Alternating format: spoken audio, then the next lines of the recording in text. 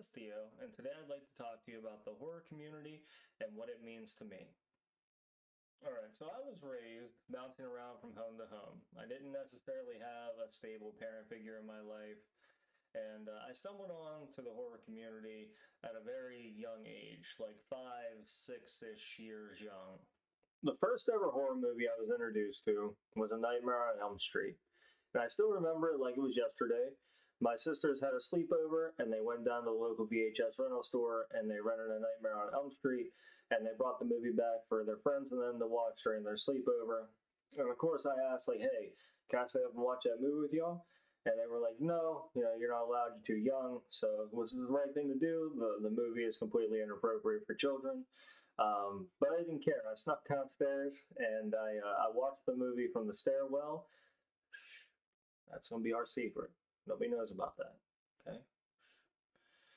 But I still remember watching the movie from the stairwell, and it gave me nightmares, of course. It gave me nightmares for months, but I didn't care. I was hooked. I absolutely loved horror from that moment on. I still remember the scenes of Freddy chasing Tina down the alleyway with his arms extending, from one end of the side, or from the alley to the other, and the upside down room kill. Like it all just completely haunted my nightmares for literal months. So as I aged into my teens, I tried to go and get my own VHS tapes from the local VHS rental store. I had earned some money from baling hay and from cutting grass, and I was super excited. I went to the VHS store, and I was like, I'm gonna get my first ever horror movie. I'm gonna be like my big sisters. I'm gonna rent this horror movie. I'm gonna take it home. I'm gonna watch it like crazy. So I went, and I remember going up to the VHS store, and I picked up a Friday the 13th. And I was so excited. I took it over to the counter, and I laid it up on the counter, and then came those devastating words. Do you have your ID? I was absolutely devastated because obviously I wasn't old enough to rent the movie. So I had to put the movie back, and I think I rented a Rugrats movie, which came out around the time. But into my later teen years, I began watching more and more horror icons with my discovery of TNT and FX. Those are the local stations that pretty much just put horror movies on, from like 4 to 8 o'clock at night back in the day in the 90s and early 2000s. It used to be like you would come home from school and there would be a random horror movie on. And that's what I would used to do. I would turn on TNT and FX and I would just watch whatever horror movie was on at the time. And it became almost an obsession to me.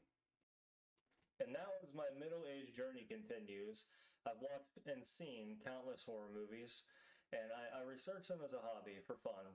I found a great deal of love and respect for this community and the genre as a whole over the years. And from the Universal classics like Dracula and Frankenstein to the B-budget horror movies that are so cringy that you probably don't even want to sit down and watch them. The effects, the atmosphere, the casting, you name it, the soundtracks, the scripts, it's all so wonderful. So in closing, I'm very thankful to be able to sit here and talk to you guys about these movies and review these movies with you. The movies that I've come to love and respect over the years and the movies that I might not care for. Remember that everyone has an opinion. And just because I have my opinion, it doesn't mean it's a right opinion. It's just my opinion. Thank you all for watching, and remember to check under your beds. And until next time, stay safe out there.